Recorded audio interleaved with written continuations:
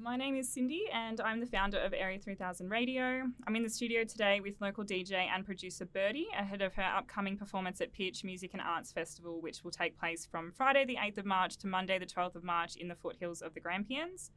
Bertie is a talented DJ, producer, radio host and event curator based in Melbourne. She is known for her eclectic mix of disco, soul, boogie, high energy house, percussive beats and also deeper and darker dance music. Bertie has played some of Melbourne's most iconic venues and festivals such as Pitch, Beyond the Valley and Gaytimes. She has supported several renowned artists such as Denis Sulta, Bradley Zero, CC Disco, Kornél Kovács, DJ Koze, just to name a few. Bertie has also ventured into music production, releasing her debut track Pillow Queen on the Phenomenal Volume 2 compilation via Phenomena Records in 2022.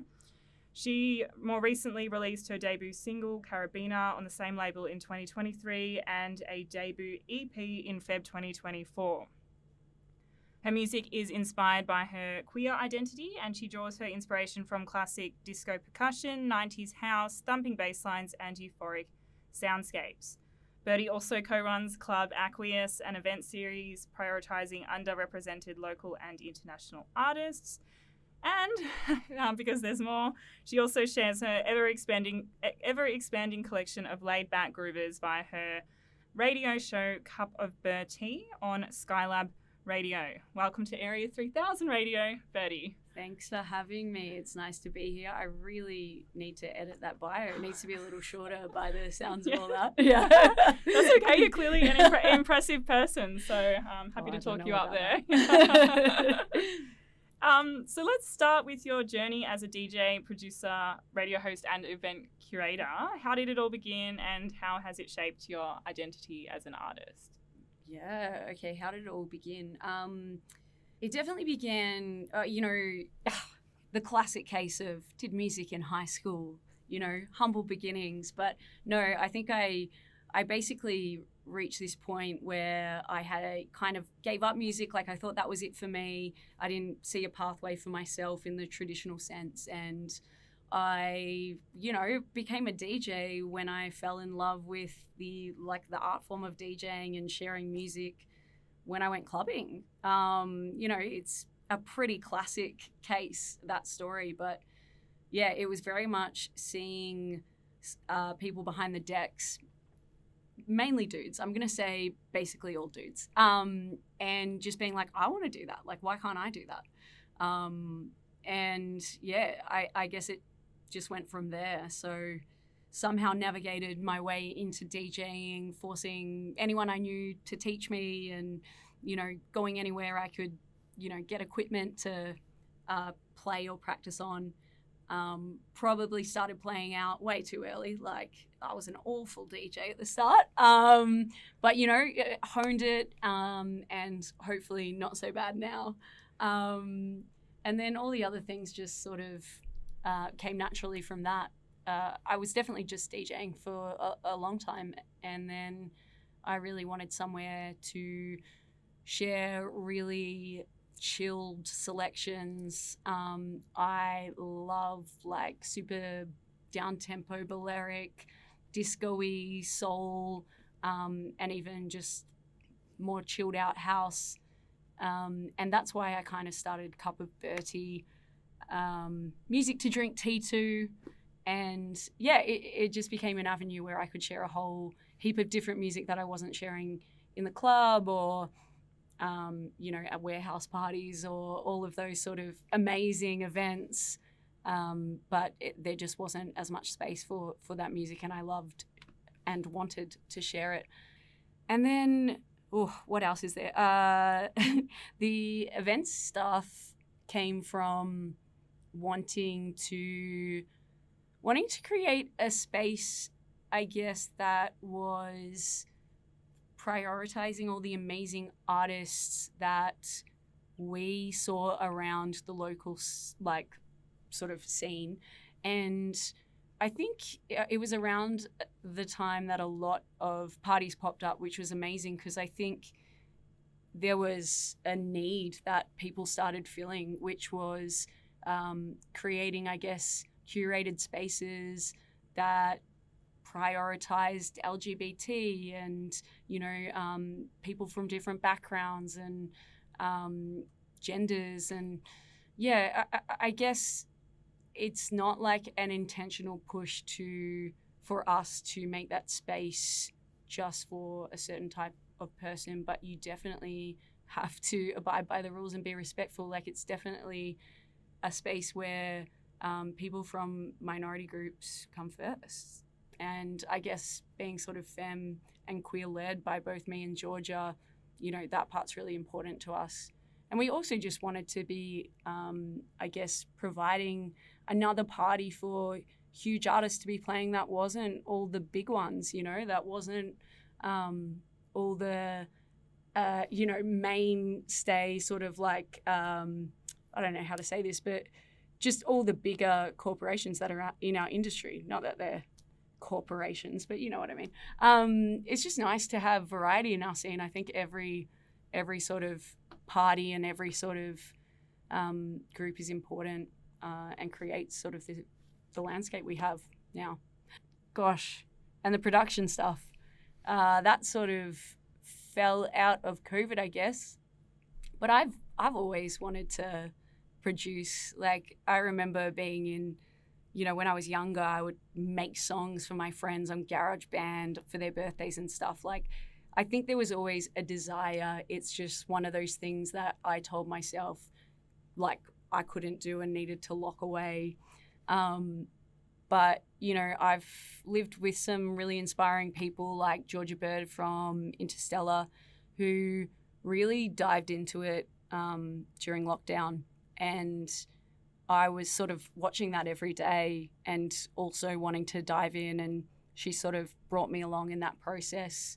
You know, and she got quite good really quickly. And, you know, it was really inspiring to see somebody doing what they wanted to do. And yeah, I definitely, all the songs I've released, it's a credit to her knowing me so well and pushing me to release stuff that she knows that I'm working on and, you know, maybe think I'm not ready to release and stuff. So yeah, big credit to her. And then also people like Mokta and Cassettes for Kids and Morgan Wright and so many other people that have just, you know, encouraged me and taught me things over the years to, you know, finally get here and be releasing music that I want to release. I think that answers everything. Yeah, it does. I think we can stop there, actually. Yeah. So, yeah. Yeah, no, fantastic. Maybe, yeah, going back to the start a little bit, was there like a specific moment in time where you knew you wanted to be a DJ? You said it happened kind of organically and going out and everything, but was there a specific event or something that triggered that desire to actually go out and do it? I think that I was going out a lot during this period after school. I was going to a night called Oasis every Tuesday at Tramp. And I was just having a whole heap of fun. And yeah, I think I wasn't going out to places where, well, I was going out to places where it was just a lot of party tunes and a lot of light touch, sort of go with the flow, have fun music, throwbacks, classics. And so I think what I fell in love with first was seeing like DJing as almost this instrument. And I guess like, you know, it's not in many ways, but it also really is. You know, there's a lot you can do, especially with technology these days. And I think also just like seeing somebody in command of sharing their tracks, it was like being in control of the playlist, you know, at a party. And I honestly find that I actually hate being in control of a playlist at a party. So I don't know why I thought, like, you know, I'm always like, oh no, you do it. But I don't know, it just something in me was like, why can't I do that? And I think, yeah, and I think there's always been like a, you know, if guys are doing something, I'm like, why can't I do that? But that was probably, and I think it just started as having fun. It just started for me as about wanting to have fun, about wanting to experience, clubbing to its fullest, I guess, but also wanting to be on the other end of that. Yeah, and then I guess it didn't get serious for me for a while there, and I was just sort of like playing to briefs, and I was really enjoying that. But at some point, I think I also started to like really work out who I was, and I think that came through in like music realizations as well. And so then at some point, DJing became a lot more curated for me, not just about like playing an instrument or making some extra money that I really needed at the time or anything like that. It became about the journey and an expression of myself. And yeah, it's kind of a backwards way for it all to happen. But I think that through DJing, I really like found authenticity eventually. I went on the journey of like figuring out who I was, and I was DJing the whole time. So it came through eventually in my sets. And there was kind of a clicking moment where I was like, oh, wow, like this is what I want to be playing and this is who I am. And I actually don't enjoy playing sets for money that's not in this world that is such an expression of me now. Yeah, I feel like a lot of people can relate to that. Yeah. That's nice. You named several people that you're close with, Georgia Bird, Mokhtar, Cassettes for Kids, as being influential in, I guess, your journey. Who or what have been your biggest inspirations to date? Oof. Yeah, that's hard. Definitely Georgia Bird, for all the reasons I mentioned before. Mokhtar is amazing. Living with him was so inspiring. Yeah, I mentioned Zach, Cassettes for Kids, has been just so generous with his time and has the best studio with cats. And, I've spent a lot of time in it just, trying to upskill, and that's been so good. And then I guess people like CC Disco, who have really supported me and given me opportunities from early on. I think it's people like that really stick with me in terms of being really inspiring. Yeah, I think it really is for me local. Of course, there's amazing DJs overseas where I've seen a set, Honey Dijon, been by myself and been like, wow. But, that stuff's really inspiring, and no discredit to that. But I think, the people who really pull you up in your local scene really stay with you. And I should also mention Morgan Wright, who also extremely generous with time and upskilling and teaching, and also has an amazing studio with great cats. So there you go. I actually don't want to go to a studio without cats. I wonder because I've had it too good. I wonder if there's a correlation between having cats and DJs, or if there's the dog versus cat debate. Is good production equals having cats in the studio. Maybe they have like a relaxing presence. I don't know. Totally. So Melbourne is known for its vibrant music scene. How has the city influenced your sound, and what do you think makes it a different environment for artists like yourself? That's a good one.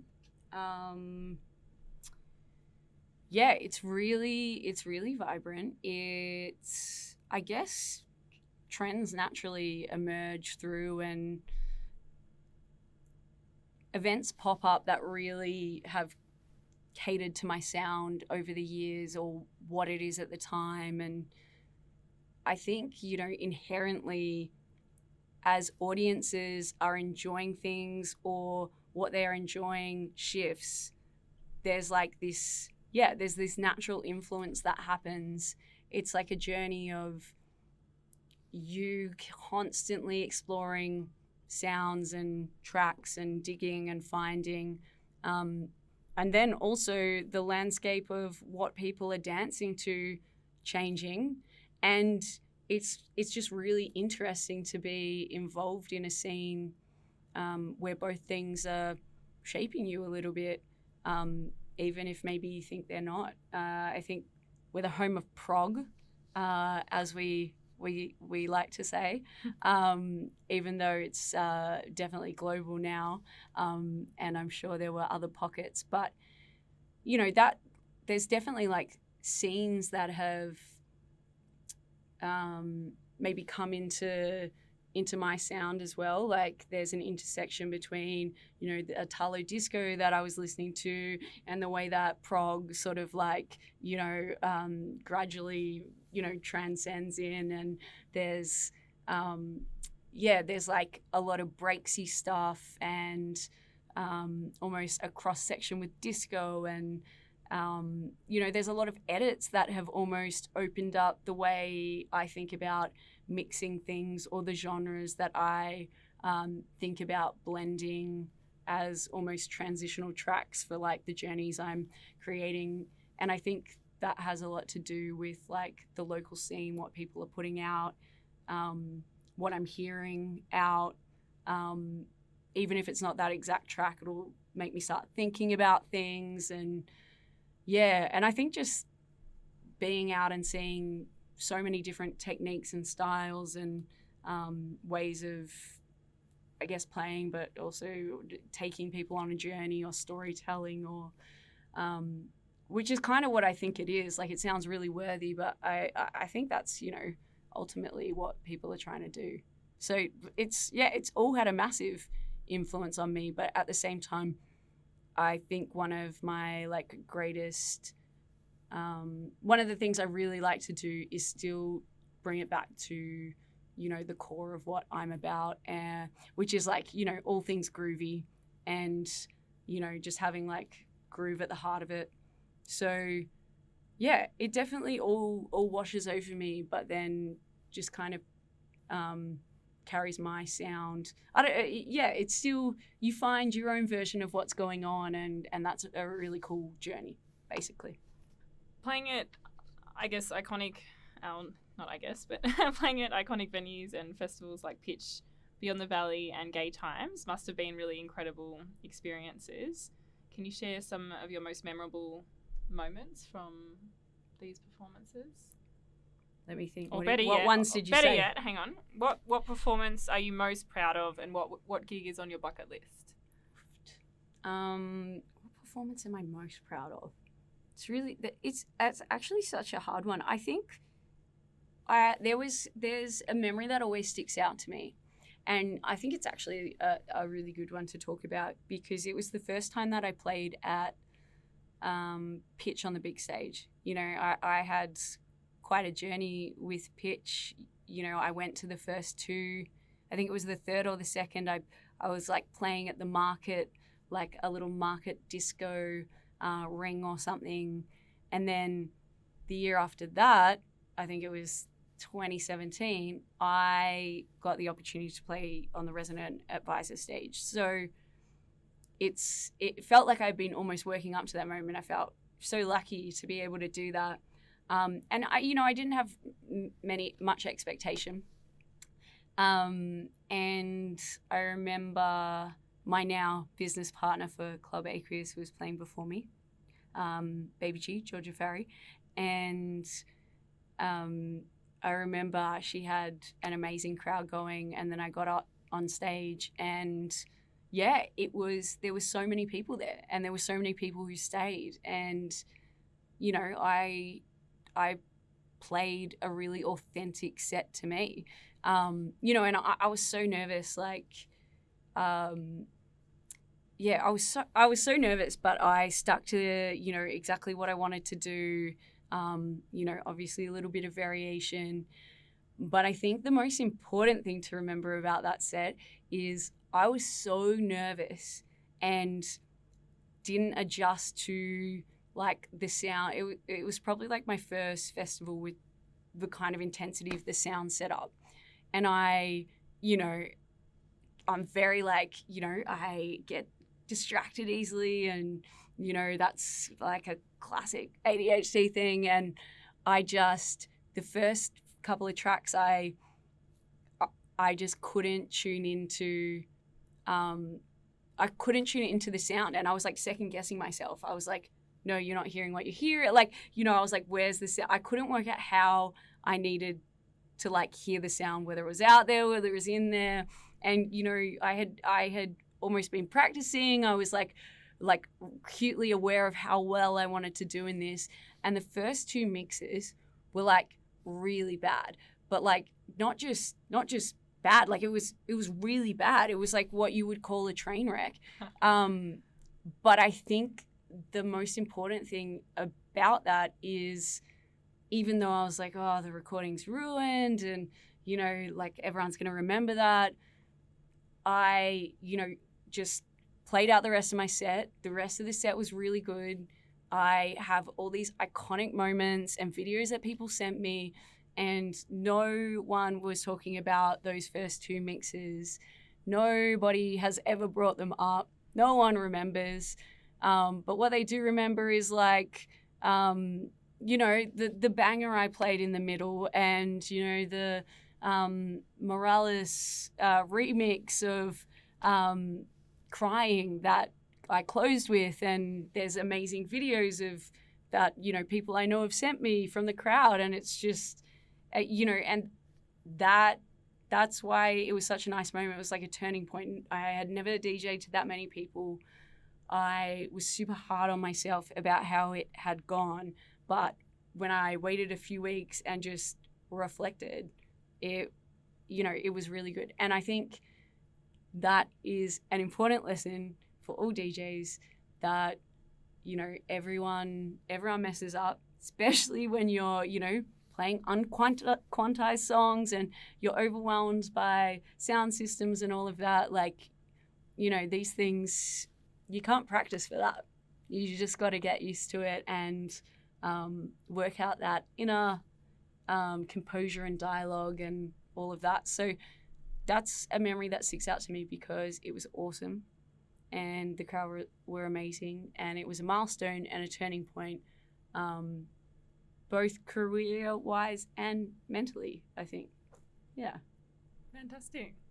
I think we've all, well, maybe not, we've definitely all haven't been on the main stage of Pitch, but yeah, all been in a moment where we thought we were doing terribly. And I think like you have to just think quick and get over it really fast. Yeah. Totally. Yeah. But I can't even imagine the difference in the sound on the main stage there. I've never played it. Who knows? Well, it was the Resident Advised one, and the sound would have been really good. It would have just been me, like, who knows? Maybe the booth was too loud for me, and, you know, I was like, oh, where's the booth thing? And maybe my headphones weren't loud enough, or, you know, sound something that I think I've really worked out for myself now. But when through those few like early years, I think, yeah, I definitely didn't understand. Like maybe I personally need the booth down a bit and then just like up in the earphones, or vice versa, you know, like I think little things like that have really made me a better DJ. Yeah, awesome. That's great. So you've had the opportunity to support really big acts like Denis Sulta, Bradley Zero, DJ Koze, and you will support, not support, you're actually one of those big acts at Pitch next weekend. How has sharing the stage with artists like these impacted your own journey? All of them have been influential. Like every time I support someone, I get better at DJing, better under pressure, like put a lot of pressure on myself when I'm DJing before someone. And I think the art of a good warm-up set is so important and should never be lost or, you know, undervalued. But like I said earlier, one of the biggest moments was when Cece asked me to support her at her Melbourne show. And essentially I was like before Jeanette, and then she was playing after. So I was like before two iconic people who play amazing music in the world that I love to play music as well. And yeah, I was like really nervous, but it also put me again on a stage playing to a huge crowd and, you know, uplifted me into the minds of all these people who had maybe not necessarily heard of me. And I think that's invaluable, like, especially just having people be like, that was such a good set afterwards. And, you know, having people come up to you like, okay, I swear this never actually happens. It's only happened once. But someone did come up to me randomly in the street when I was passing them and was like, "Are you Bertie? Like, I saw your CC Disco set. That was great." Like that, and that never happens. That's like, a one-off. But that sort of stuff, it was a turning point in your career, and that's thanks to bigger artists. Let's talk about your music production. So, your debut track, Pillow Queen, released on the Phenomenal Volume 2 compilation in 2022. Can you tell us about the inspiration behind this track and your experience in releasing it through Phenomena Records? Yeah, absolutely. I honestly just wanted to create a sapphic-inspired song. I was really new to producing. I definitely had moments of being like, "Nah, Georgia, it's not ready. I don't want to release it." But I think it was really good for me just to get on a compilation as my first track, start to create, I guess, a sound that I wanted to, that was, I guess, naturally coming to me. And yeah, just really start the journey of production. There's so many things that I listened to it, and for a long time I was like, oh, should have done this. This is wrong. This. The mixing needed to be mixed. It's, just me like not having no idea what I'm doing. But I think, yeah, it's just really nice to start that journey, not be too precious about it. And if I hadn't have done that, then I wouldn't have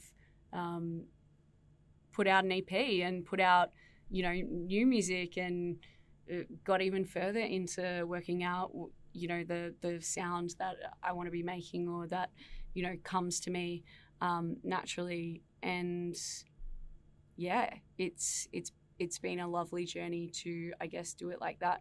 And then Phenomena is just, where I released my EP as well. So they've just been a very supportive label, obviously run by Georgia, yep. My housemate, and then also the other Georgia, Madden, and Suze, who also DJs over in London. So just on your debut single and debut EP, which have, I guess, recently come out, and the EP being released in Feb this year, can you describe what a carabiner is to those who may not know? Yeah, absolutely. Because admittedly, I didn't know what it was actually called when I first looked it up. So fair. So a carabiner, I wish I had one on me.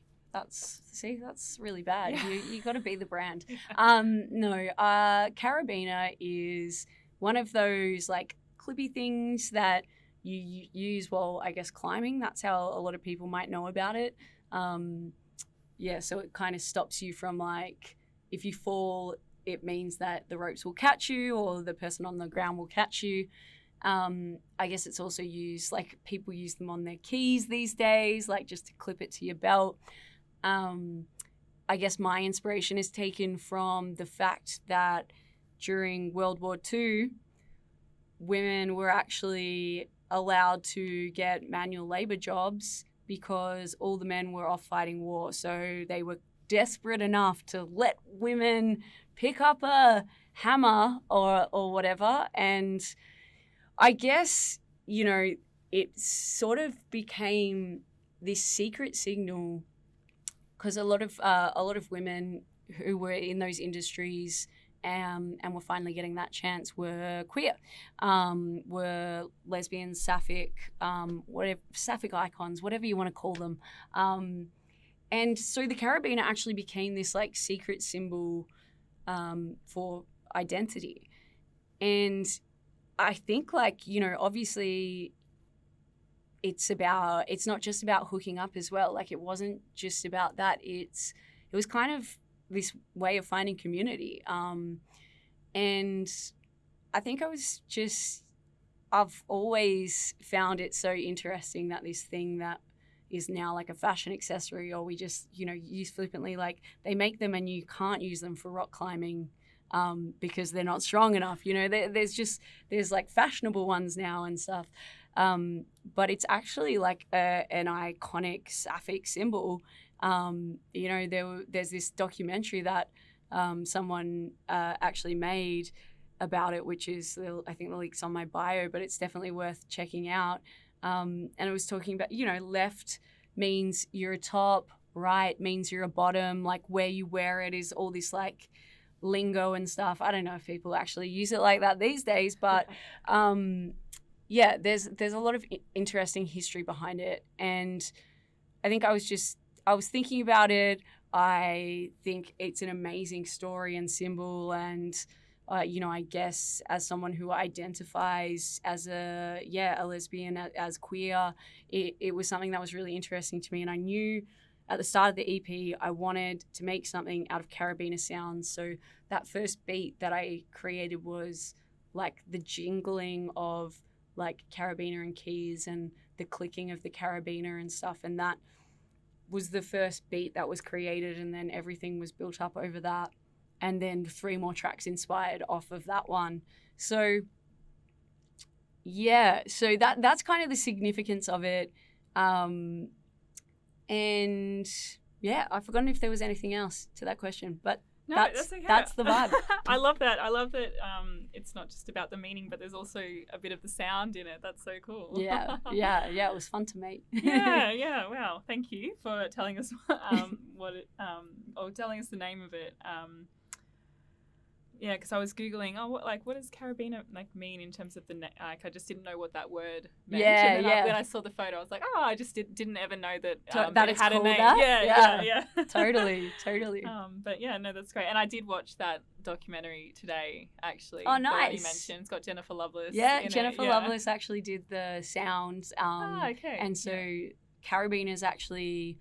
So she scored that whole thing, and then carabiner she actually used in the middle of it. So it was really cool to have that sort of the timing of that work out and be a part of that. That was really cool. Yeah, wow. Yeah. Okay, nice. So Australia's Workplace Gender Equality Agency recently released data on the gender pay gap, showing that Australia's total remuneration average gender pay gap is 22%, meaning that every $1 on average that a man makes, women earn 78 cents. So this data, I don't know if you're familiar with it, but it was reported based on annual salaries for full-time workers, so not gig economy workers, I guess like DJs and other musicians. But I guess, the gender pay gap is still prevalent across many industries, including music. So I guess I just am wondering, from your experience, have you personally encountered any challenges related to this issue? Ooh, it's a hard one because I don't think there's a lot of transparency in terms of pay for DJs and musicians. Yeah, when I first started, I definitely played all of it for free. Like I remember being like, I can get paid for this. Like I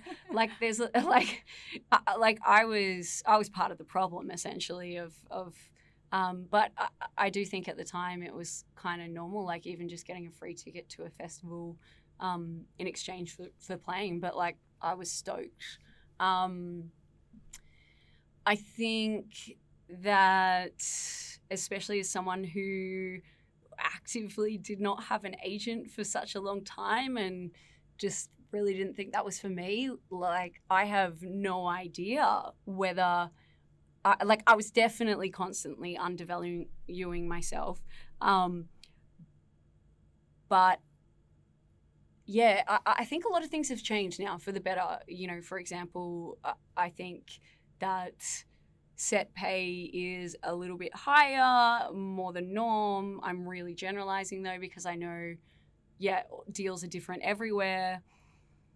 I guess it's really about fees, and when you don't have visibility on fees, how could you possibly know what the gap is like? And I feel like the problem maybe in music, and everywhere, is not so much been about the gap, although that, of course, that's an issue, but the inherent problem is people who are not white straight males not getting the opportunities, not getting the exposure, not getting, the affirmation, not getting so many different things, especially when I first started, not being booked, not even being DJs, not even thinking it was a pathway. And so the real issue was like, of course, there's been a pay gap because, we're just so behind. You're only just seeing, even in the mainstream, the commercial, ARIA charts, you're only just starting to see that be dominated with femmes. It's taken so long. I remember when I first started DJing and there were only a few DJs who were female around, Penny and Millie, Kitty, Jeanette, Cece. Don't remember any others. I think of course there are probably women out there who are getting paid less than their male counterparts, but what do we judge? Also, it's really hard to judge what level people are at. Music's wild like that because it's like, I guess it's always changing how people value what you do. Right now, it's about how many tickets can you sell to this festival, you personally.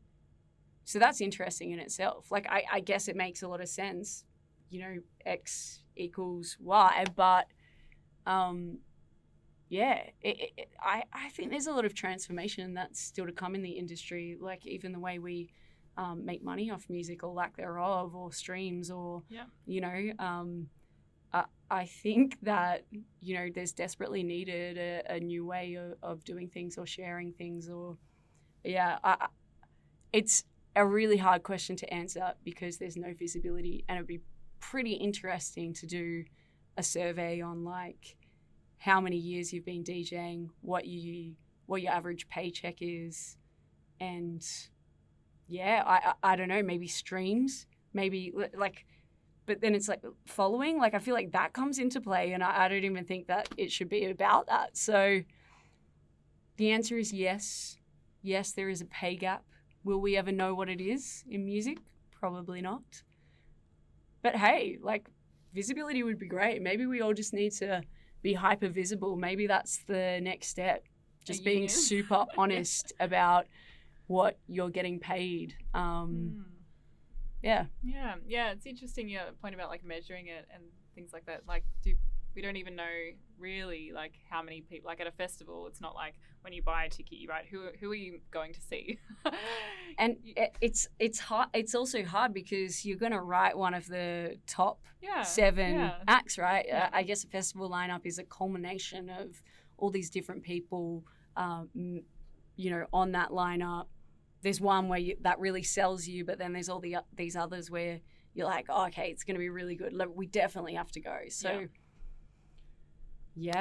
pay. That's a hard question. I wish I was more wise on that one. No, something to think about, though. I think that was a great answer, and I agree with everything you said. It's more about transparency and openness, and I don't know if it can ever really be the same for every single person, because obviously there's like you said, years of experience and everything else, but it's hard to know what even to measure, because you've got people who are also as they should in the industry, super talented, things just fall in alignment. They obviously working really hard, and they release something and blow up, and it's whoa, it shouldn't be on years of experience, because there's 2,000 people who are, I think there's something who want to see them. So I think there's something to be said for, I just think there's a lot of thinking to do on it, really. Because, and then I guess there's definitely something to be said about not sort of honouring where people are at in terms of their worth and stuff like that. There's a lot to unpack. Yeah, there is. I don't know if we have enough time today. No, that's okay. I appreciate what you said about that. Thank you. So you will be performing at the upcoming Pitch Music and Arts Festival, which is known for its diverse lineup and cutting-edge performances from local and international acts. This year's program includes 9 times 9. I don't know if that's how you say it, but that's how I'm going to. VTSS, Patrick Mason, Mama Snake, X Club, CC Disco, Rona, James, and plenty more. How are you preparing for your set at the festival? Can you give us a sneak peek into anything we can expect to hear from you? I wish I could, but I am a classic week by week person. Yeah, I'd love to be more organised. It'd be amazing, but I've got Mardi Gras this weekend, going up for that. That's where my mind's at. I am playing at 7 p.m, I believe. I really hope I haven't got that wrong. On the Friday night at Pitch Black. It's the first time I'm playing at Pitch Black. I think that in itself will make me think about what I'm going to play there. It's 7 p.m. That's like sunset-y vibes. It's kind of the dream set, the more I think about it. I think I'm just thinking about it now. Yeah, I think you're witnessing me unpacking what I'm going to play right in this moment here. I think it's definitely going to come back to, the heart of what I love. It's going to be groovy. It's going to have some disco infused in there. It's going to be housey, but it's also hopefully going to be surprising because I like taking people on a little journey. But I'm really excited. It's going to be high energy. It's going to be good. Playing before Rona, so obviously got to punch things up before that amazing set. It's going to be a good night. So stay tuned. Stay tuned is my answer to that one. What will I play? I'm also asking. Very good. I look forward to hearing it. So playing at a festival like Pitch, which is set amongst the beautiful foothills of the Grampians over 4 days, comes with its own energy and atmosphere. I know that you're yet to figure out what you're going to play, but how would do you typically tailor a set for a festival crowd compared to a club? Yeah, definitely. I love thinking about it. I love festival sets. I love daytime festival sets. Sunset is like my dream festival set. I'll definitely be thinking about those things. Even the positioning of the stage, like I'll be looking out on the Grampians, as long as they haven't changed the setup again this year. But that would be amazing. And I think it definitely comes into play when I'm putting together a playlist. I also definitely like to go in with a plan, but little variations are going to happen. And, I do want to go with that moment as well. So it won't be 100% spontaneous, but I'm definitely going to just go with the vibe and keep everyone having fun on that first night. It's going to be awesome. But yeah, it definitely comes into play. And I definitely cater. There's a lot of like heavier clubby sounds, or even purposely lighter that I'll play in the club for a really specific reason, because that's the sort of like journey I want to create, or the vibe I want to set in that room. But you've got a beautiful landscape, you've got a sun setting. It's got to be the perfect set for that. Again, can't wait to see what I'll play. So you might have heard that Australia is banning vaping. I have heard this, but I don't understand. Are they banned? Is it coming? Yeah, so from 1st of January this year, the Australian government banned the importation, I guess is the key word, of disposable vapes in Australia, so including vapes with and without nicotine. It's a bit hard because I Googled it today and I was thinking, are they banning people from actually using vapes, or is it just this importing thing? But I guess my question for you is, vaping has become increasingly prevalent among young people, especially in the music scene. As someone deeply connected to the scene, are you concerned about the rising trend of people vaping or becoming addicted to vaping? I think it's actually something me and my friends talk about all the time, because I'm someone that never really got into smoking, not from lack of trying. I tried to do that back when I thought it was cool, but it's just never been something that it's just never been something that's been part of my life, like, on a regular basis. So when vapes came along, you know, I was like, nah. But I definitely at some point just started having a little puff with my friends. It almost, as someone with ADHD, it became almost like a fidget spinner on the dance floor. It was amazing. Like, I loved it. And I had all these moments where I was feeling really calm on the dance floor and having a really good night. But because for me, it's the same way that I like sip, like, even water and stuff. I do it way too much. Like, I don't even notice I'm doing it. It's, again, I'm treating it like a fidget spinner that isn't, you know, a whole heap of nicotine. And so pretty quickly I found myself doing way too, like, making myself feel not so great after a night as well. The fact that they taste the way they do, and that I don't get like the ick from the, you know, the smell of them or anything, it is dangerous. Like, the fact I wasn't smoking and then I was, the fact that, you know, if there's one at home, me and Georgia are like, oh. So no, it's actually been something that I consciously have had to be like, okay, enough's enough for myself. And I know that when I talk to all my friends who, you know, are also in music, we want them banned. It's like, take them away from us. We don't need them. Yeah. Take them away. Until you do, we're still, like, someone's in the group's got one, someone's still buying one, but it's going to be for the best if we don't have access to them. I think, you know, life's also just short, and yeah, like, there's, you know, I've been privy to stuff lately that's reminded me of that. And I think as much as having a little puff on the D floor is great fun, if you can not do it, that's great. But I'm also a big believer in, like, make your own choices. I think the main issue I've seen about these is not so much people who are 18 and making choices on the dance floor and, you know, exploring whatever vices they want while listening to music. I'm on board with all of that. I think it's more the really young kids that are getting access to it, and that's really scary because that's just a whole heap of nicotine, and it's I guess the reason that it's even come in, I imagine, like, trying to ban them. Get them away. Honestly, we'll be fine without them.